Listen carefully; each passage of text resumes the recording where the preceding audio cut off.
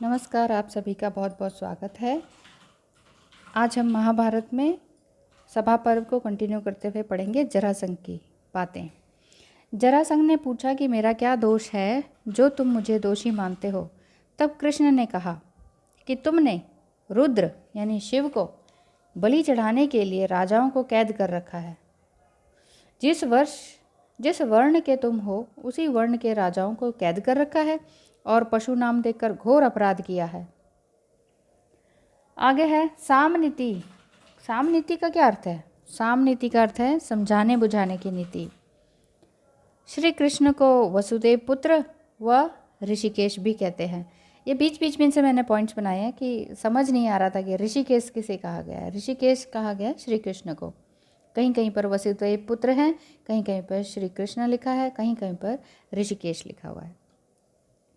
वेदाध्ययन स्वर्ग प्राप्ति का कारण है। आगे बताते हैं कि वेद का अध्ययन करना स्वर्ग प्राप्ति का कारण है। परोपकार व तपस्या भी स्वर्ग प्राप्ति का कारण है, परंतु एक क्षत्रिय के लिए युद्ध में मृत्यु का वरण ही स्वर्ग प्राप्ति का अमोघ साधन है। यदुकुल में वसुदेव राजा उग्रसेन के मंत्री थे। उग्रसेन का पुत्र कंस था। जरासंध की पुत्री कंस की पत्नी थी। उग्रसेन ने कंस को मथुरा का राजा बना दिया था। तब कंस ने अपने पिता को ही बंदी बना लिया था। कंस मंत्री वसुदेव की सलाह पर ही अमल नहीं करता था। कंस ने वसुदेव को देवकी के साथ ब्याह दिया था, जो उग्रसेन के भाई देवक की पुत्री थी। जब देवकी विदा हो रही थी तब आकाशवाणी हुई थी, कंस तो जिस देवकी को विदा कर रहा है उसकी 8वीं संतान तेरी मृत्यु का कारण बनेगी। 7वां पुत्र बलराम थे, जिन्हें यमराज ने देवकी के उदर से निकालकर रोहिणी की कुक्षी में विस्थापित कर दिया था। तत्पश्चात कृष्ण ने कंस को मारकर राजा उग्रसेन को सिंहासन पर बिठाया था। जरासंध ने जब यह सुना तो उसने कंस के पुत्र को शूरसेन देश का राजा बनाया। कंस के पुत्र ने भारी सेना लेकर श्री कृष्ण को हराकर अपनी पुत्री के पुत्र को मथुरा का राजा बनाया। श्रेष्ठ पुरुष से लड़कर हारना भी अच्छा है। आगे मैंने एक लाइन में लिखा है कि श्रेष्ठ पुरुष से लड़कर हारना भी अच्छा है। क्यों? क्योंकि आप किसी श्रेष्ठ से तो लड़े, ये आपके अंदर प्राउड फीलिंग लेकर आएगा।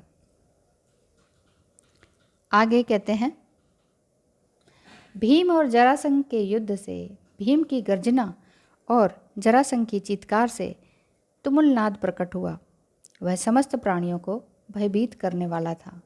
उसे सुनकर अगधवासी थर्रा उठे थे। स्त्रियों के तो गर्भ तक गिर गए थे। युधिष्ठिर को अजात शत्रु भी कहते हैं, यानी ऐसा व्यक्ति जिसके मन में किसी के प्रति शत्रुता नहीं हो और उनका कोई शत्रु ना हो, उसे अजात शत्रु कहते हैं। और अजात शत्रु किसे कहते थे? युधिष्ठिर को। जरासंध के वध के बाद जरासंध का पुत्र सहदेव ने श्री कृष्ण से शरण मांगी और पिता का दाह संस्कार करने की बात कही। तब सबने उसे पिता के पारलौकिक कार्य करने की अनुमति दी।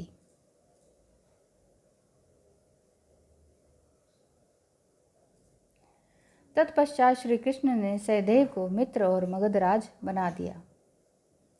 तत्पश्चात वे सभी खांडवप्रस्थ चले गए। वहाँ अर्जुन ने यज्ञ से पहले संपूर्ण पृथ्वी को विजय करके सभी राजाओं पर कर लगाकर कोष वृद्धि की बात की, तो युधिष्ठिर ने आज्ञा दे दी। अर्जुन ने समस्त राजाओं को पराजित करके उनसे कर वसूला। सहदेव दक्षिण को जीतने निकले। उन्होंने पांड्य, द्रविड़, ऊंड्र, केरल, आंध्र, तलवन, कलिंग, उष्ट्रकणिक, रमणीय, आतवीपुरी तथा यवनों के नगर को जीतकर देने के लिए विवश किया।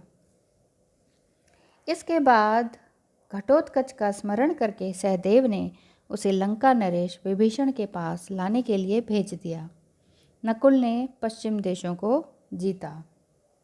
सबको जीतने के बाद राजसूय यज्ञ के लिए युधिष्ठिर ने अनेक ब्राह्मणों से दीक्षा ली। राजसूय यज्ञ प्रारंभ करने से पहले युधिष्ठिर ने हस्तिनापुर से भीष्म और धृतराष्ट्र को निमंत्रित किया। राजसूय यज्ञ के दौरान सभी वर्ण के लोग खुश थे। तब भीष्म से सर्वप्रथम पूजा के लिए श्री कृष्ण को सिफारिश किया। इस पर शिशुपाल भड़क गया कि कृष्ण वंशी कृष्ण राजाओं के होते हुए राजोचित पूजा का अधिकारी कदापित नहीं हो सकता। यहाँ से फिर आगे शिशुपाल की कहानी शुरू होती है। आज की वीडियो को देखने सुनने के लिए बहुत बहुत आपका धन्यवाद। आपका दिन शुभ हो। नमस्कार।